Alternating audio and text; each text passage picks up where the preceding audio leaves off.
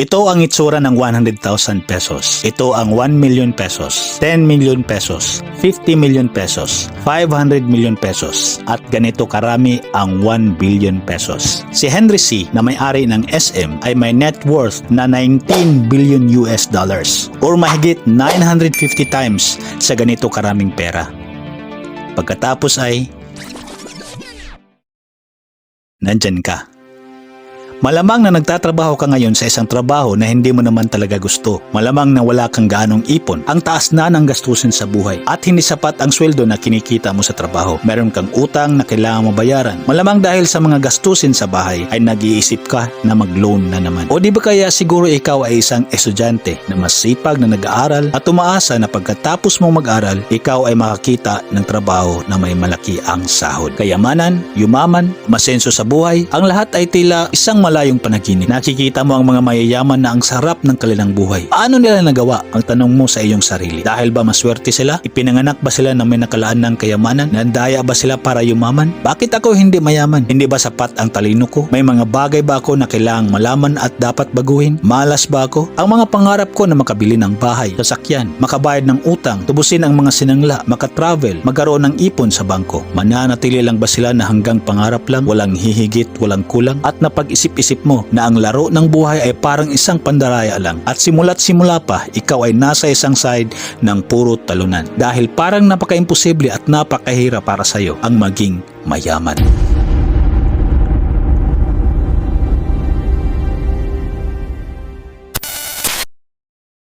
Pero paano kung sabihin ko na mali ka? Paano kung may paraan para makuha mo ang mga bagay na pinapangarap mo sa buhay? Isang aktual na formula para yumaman. Isang scientific na paraan para malaman mo kung paano gumalaw ang pera at kung paano ito madaling kitain. Paano kung may pagkakataon na pwede mong baguhin ang takbo ng buhay mo at darating ang panahon na magkaroon ka ng klaseng buhay na hindi ka na mag-alala pa tungkol sa pera. Siguro iniisip mo na nagsisinungaling ako, pero ito ang sasabihin ko sa iyo. Hindi ako nagsisinungaling. At pagkatapos ng bidyong ito, mauunawaan mo na dalawa pala ang side ng coin at hindi ipinakita sa iyo kung ano ang nasa kabila. Ngunit kailangan mong malaman na hindi madali ang kalsadang iyong dadaanan. Ito ay punong-puno ng pagsubok at kabiguan. Minsan nasa ibabaw, kadalasan nasa ibaba. Higit sa lahat, kakailanganin mong tanggapin ang mabigat na katotohanan tungkol sa sistema ng paaralan at sa mga bagay na hindi pa nasabi sa iyo ng lipunan. At linawin ko, napakarami na ang hindi nakarating sa dulo ng kalsadang ito. Ngunit kung gagawin mo ito, sa dulo ng kalsadang ito ay nandoon ang kayamanan na higit sa inakala mong maaari mong matamo. Sa dulo ng kalsadang iyon ay naroon ang kalayaan na hindi ka na muling mag-alala pa kung pera ang pag-uusapan. Gusto mo bang lakbayin ang daan na ito?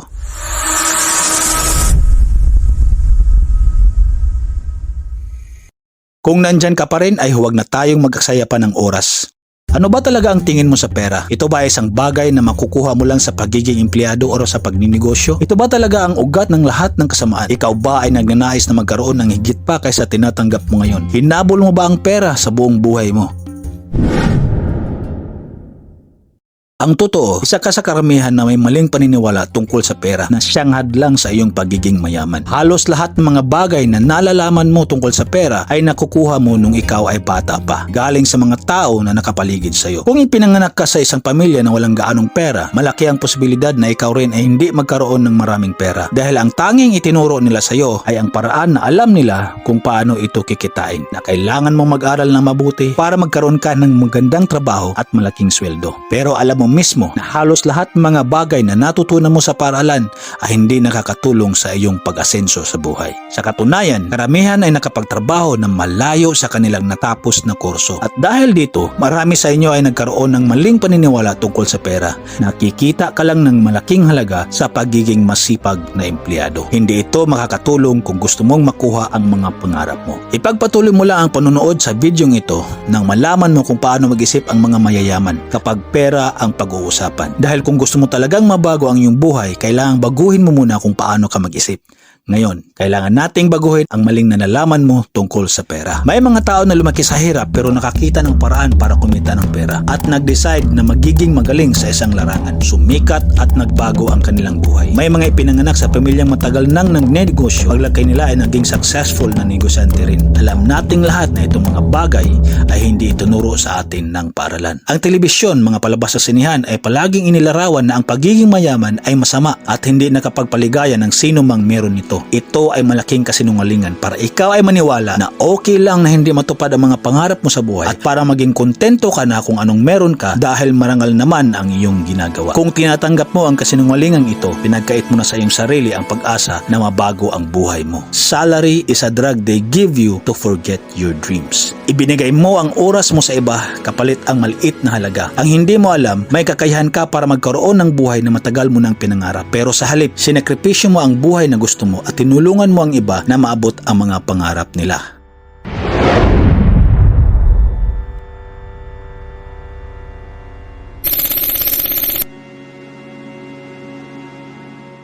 Narito ang two-dimensional na formula na itinuro sa iyo ng paaralan na ang pera ay katumbas ng sweldo na makukuha mo sa pagtatrabaho. Kaya karamihan na nag-aral na mabuti para makahanap ng magandang trabaho at malaking sweldo.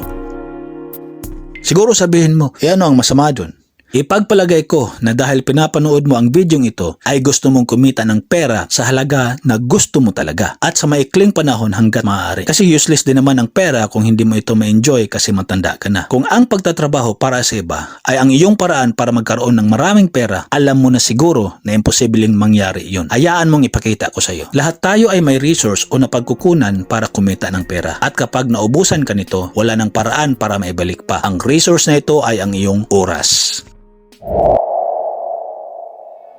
At sa isang karaniwang trabaho, ang halaga ng pera na iyong kinikita ay nakadepende sa dami ng oras na binigay mo sa trabahong iyon. Kung kumikita ka ng 1,000 bawat araw at nagtatrabaho ka ng 30 days bawat buwan, sa loob ng 40 years, kikita ka ng 14.4 million pesos. Okay na ba ito? Siyempre, tama na siguro yan. Kung pagkatapos mo mag-retire sa edad na 65 years old, matatanggap mo ng buo ang pera at nasa bangko mo ang ganyang halaga. Kaso hindi. Kasi kailangan mong kumain, magbayad ng upa, tubig, kuryente, pamasahe, bili ng damit, sapatos, alahas, gadgets, gasto sa load, lakwatsa at kung ano-ano pa. Mabuti kung single ka hanggang tumanda. Paano kung may pamilya ka pa? At hindi lang yon, tanungin kita. Una, 1,000 ba kada araw ang kinikita mo ngayon? Pangalawa, 30 days ka ba nagtatrabaho sa isang buwan? At pangatlo, gusto mo pa bang magtrabaho ng another 40 years sa edad mo ngayon? At ito ang masakit. Hindi pa natin pinag-usapan na may kaltas pa ang sweldo mo dahil sa health insurance, pag-ibig contributions, SSS, loan payments at ang walang mintis na tax deductions. Ngayon siguro naiintindihan mo na kung bakit walang yumayaman sa pagiging empleyado. Ang tanging resource mo sa buhay para kumita ng pera, ang iyong oras, ay pinagpalit mo sa trabaho na limitado lang ang sweldo dahil hindi naman ikaw ang mag-decide kung magkano ang kikitain mo.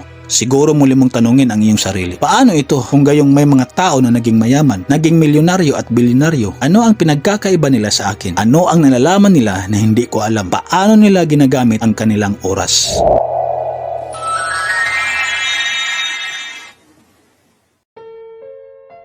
Ang totoo, gumagamit lang kasi sila ng ibang formula para kumita ng pera na naiiba sa formula na ginagamit mo. Mayroon din silang ibang paraan sa pag-unawa ng pera na hindi mo pa masyadong naiintindihan. Pakinggan mo ng mabuti ang sasabihin ko. Huwag na huwag mong habulin ang pera. Hindi yan ang ginagawa ng mga mayayaman. Pagdating sa mundo ng kapitalismo kung saan merong negosyante at merong empleyado, ganito mag-isip ang mga negosyante kaya sila naging mayaman. Ang tao ay kumikita ng pera ayon sa halaga ng problema na nabigyan niya ng solusyon sa pamamagitan ng kanyang serbisyo. Ang mga mayayaman ay nakafocus sa kanilang serbisyo, hindi sa pera. Tingnan mo, sino ang may mas malaking kinikita? Ang janitor or ang isang doktor? Ang masipag na janitor or ang tamad na doktor? Alam mo na siguro ang sagot. At dito makikita mo na ang pagiging masipag ay hindi guarantee na malaki ang kikitain mo kung mali naman ang serbisyo na napili mo. So ano sa palagay mo ang tamang formula na gamitin mo? Ang formula na dapat mong gamitin ay ito. Kung gaano kalaki ang halaga ng problema ang pwedeng lutasin ng serbisyo serbisyo mo, ganun din ang halaga ng kikitain mo. Kung ang problema ay worth hundreds of thousands of pesos, tapos nalutas mo ito dahil sa iyong serbisyo, then thousands of pesos din ang kikitain mo. Kung ito ay milyones na problema, milyon din ang kikitain mo. Pero kung ang isang problema ay hindi nag-involve ng malaking pera at kahit sino pwedeng makapagbigay ng solusyon, wala itong gaanong halaga. Halimbawa na lang ang isang janitor na kahit anong oras ay pwede siyang palitan. So paano ginagamit ng mga mayayaman ang formulang ito? Tingnan natin kung bakit napakayaman ni Henry C. Anong klaseng problema ang nalutas niya? Gumawa siya ng isang lugar na siyang lunas sa inconvenience ng mga tao. Isang lugar na kung saan halos lahat nandoon na. Pasyalan, kainan, libangan, shopping mall, grocery store at iba pa. Ang kanilang tagline nga ay, "Here at SM, we've got it all for you." Ina-advertise din nila ang kanilang serbisyo at marami silang branches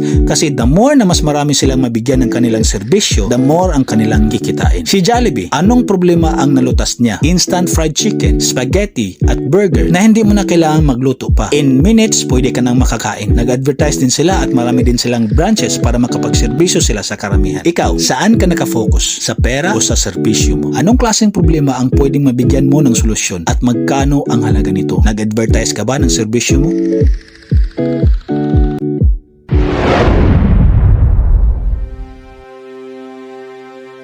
Kaya hindi pera ang dapat mong hanapin, kundi ang mga problema at higit sa lahat, solusyon sa mga problemang iyon. At kapag nakahanap ka na ng solusyon sa isang problema, pwede mo itong palaguin sa pamamagitan ng pag-advertise ng iyong serbisyo para marami ang makakaalam. Dahil kung ang serbisyo mo, regardless kung ito ay nakapagbigay ng solusyon sa maliit o malaki na problema, kung hindi alam ng nakararami, limited pa rin ang kikitain mo. Teka. So ganun lang, mag-solve lang ako ng problema tapos kikita na ako ng malaki? Ibig mong sabihin magiging katulad ako ni Henry C. at Jollibee? Paano yan? Wala akong pera para makapagsimula. Wala akong alam sa negosyo. Wala akong time dahil may trabaho ako. Wala akong... Teka muna, ayan ka na naman. Bumabalik ka sa dati kung paano ka mag-isip tungkol sa pera. Tandaan, laging magsimula sa paghahanap ng isang problema. Makinig ka sa paligid mo. Ano ang sinasabi ng mga tao na hindi nila gusto? Ano ang sinasabi ng mga tao na nais lang mangyayari? Ano ang sinasabi ng mga tao na gusto nila ng ganitong serbisyo? Ano sa tingin mo ang kailangan ng mga tao kung pupunta sila sa isang lugar? Yan ba ay isang problema na maaari mong lutasin at worth it ba yan? Kung ganun, maghanap ka ng solusyon kung kaya mong gawin.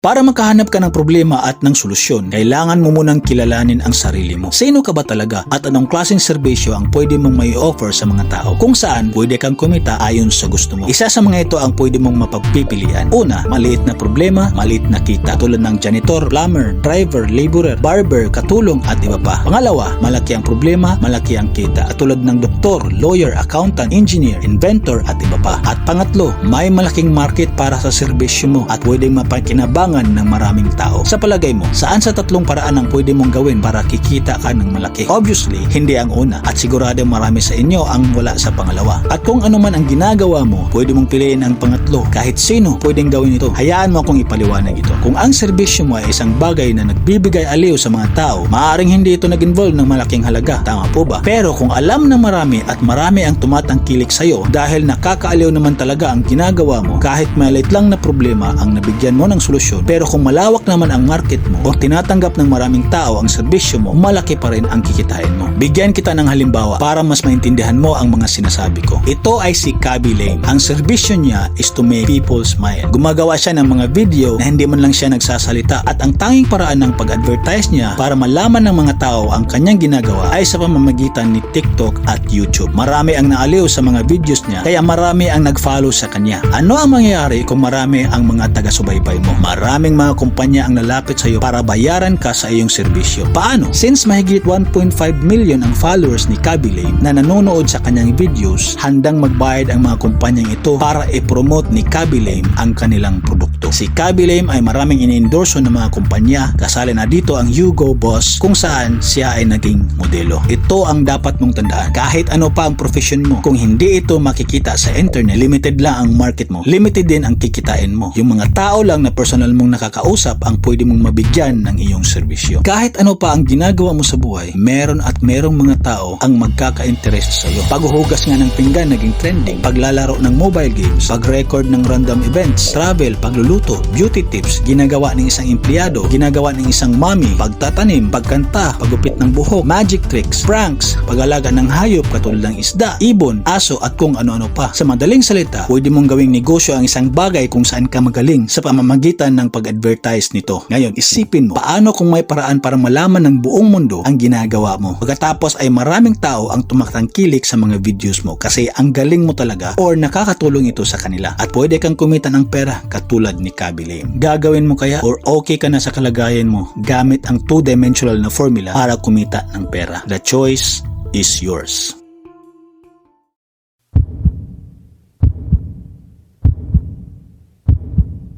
Para sa karamihan sa inyo, ang video na ito ay hindi tungkol sa pera. Ang pera ay isang piraso lamang na papel, isang numero sa screen ng iyong bank account. Ang halaga nito ay sinusuportahan lamang ng iyong paniniwala kung ano ang mabibili nito. Inches is used to measure length, as kilograms is used to measure weight. Ang pera ay ginagamit para sukatin kung magkano ang iyong halaga base sa kakayahan mong magbigay ng solusyon sa mga problema. Halimbawa, kung ang isang pulubi ay bigyan mo ng 1 million pesos, hindi nangangahulugan na siya ay may halaga na sa mundo ng ekonomiya. Dahil darating ang araw na mauubos din niya ang pera. Pero kung ang isang tao na galing sa mahirap na estado ng buhay at naging mayaman dahil nakadiskubre siya ng solusyon sa isang problema, kahit kunin mo pa lahat ang kayamanan niya, darating ang araw na siya ay magiging mayaman muli. Sino sa dalawa sa palagay mo ang may halaga? Ang tao na pulubi o ang tao na mayaman? Ganyan ang gamit ng pera kaugnay sa halaga ng isang tao in an economic perspective. Kahit gaano pa karami ang pera mo, kung hindi mo naman ito mapapakinabangan dahil huli na ang lahat ay baliwala rin. Kung hindi ito tungkol sa pera, para saan ba ang pagnanais mong magsumika para magkapera? Ito ay tungkol sa kung ano ang pakiramdam kung makukuha mo at magagawa mo ang mga bagay na gusto mo. Ang mabili ang pangarap na bahay, sasakyan, magkaroon ng ipon sa bangko, mabayaran ng utang, hindi ka nang magproblema pa para pambayad sa kuryente, tubig at iba pang gastusin sa bahay. Makapasyal ka kahit saan, hindi problema ang pera, at kahit kailan na hindi nag-isip na kailangan mo nang umuwi dahil may trabaho ka pa. Yan ang iyong hinahanap sa buhay at hindi ang pera. Sa madaling salita, ang gusto mo ay maging malaya. Ang pinakamahalagang aral mula sa video na ito ay hindi kailanman tungkol sa halaga ng pera. Ito ay tungkol sa isang mahalagang resource na mayroon ka na kapag ito ay nagamit mo na, hindi na ito mababalik pa. Sulit ba ang pagbibigay mo ng malaking bahagi ng iyong oras sa isang trabaho kapalit ng pera na kinikita mo? Wala ka bang mahalagang bagay na napabayaan o nasakripisyo dahil sa iyong trabaho? Yung pamilya, relationships, kalusugan, peace of mind, pangarap? Ang buhay mo ba ay ayos na? Galing ka sa trabaho, pag-uwi sa bahay, kakain, nood ng TV, Facebook o YouTube, matutulog, gigising sa susunod na araw at uulitin na naman ang parehong cycle hanggang sa tumanda ka. Ilang taon pa ng iyong buhay ang hahayaan mong maksaya dahil sa pattern na ito. O marahil ay ayos ka na at tinatanggap mo na yan lang talaga ang kaya mong maabot sa buhay at wala ka nang hahanapin pa. At kung gayon, wala kang dapat ipag-alala. At least nag-enjoy ka naman siguro sa panonood ng video ito. Kung hindi man ito, nakapagbago ng pananaw mo sa buhay. Ngunit alam ko na mayroon sa inyo na nakakaunawa kahit paano. Sa iyo, ikaw na may pagnanais na matupad ang mga pangarap mo sa buhay. Kailangan kong i-remind sa iyo, hindi pera ang habulin mo kung gusto mong magbago ang iyong buhay. Habulin mo ang mga problema at hanapin ang solusyon sa mga problemang iyon. Ito ang formula na ginagamit ng mga mayayaman kung saan pwede mong kontrolin kung magkano ang gusto mong kikitain. Kung gusto mo ng kalayaan sa buhay, ang pagbibigay ng serbisyo sa pamamagitan ng paglutas ng problema ay isipin mo na pinakaimportanteng gawain mo sa buhay. Dahil kung madiskubre mo na ang iyong tunay na kakayahan, ang pera na mismo ang kusang lalapit sa iyo. Ganyan ka dapat mag-isip tungkol sa pera. Magiging masaya ka ba kung marating mo ang dulo ng daan na ito? Magiging matagumpay ka ba sa huli? Ikaw lang ang makakasagot sa mga tanong na yan. Ngunit kung ang iyong paglalakbay ay isang magiging makabuluhang karanasan, kung gayon, marahil ito ay karapat-dapat mong ipagpatuloy. Dahil kapag naubos na ang oras mo sa mundong ito, at least sa huli, hindi ka magsisisi. Dahil minsan habang ikaw ay nabubuhay, ginawa mo lahat para matupad ang iyong mga pangarap. Ano ang isang bagay na kailangan mong matutunan para maabot mo ang iyong mga pangarap sa buhay? Pwede mong panoorin ang video na ito.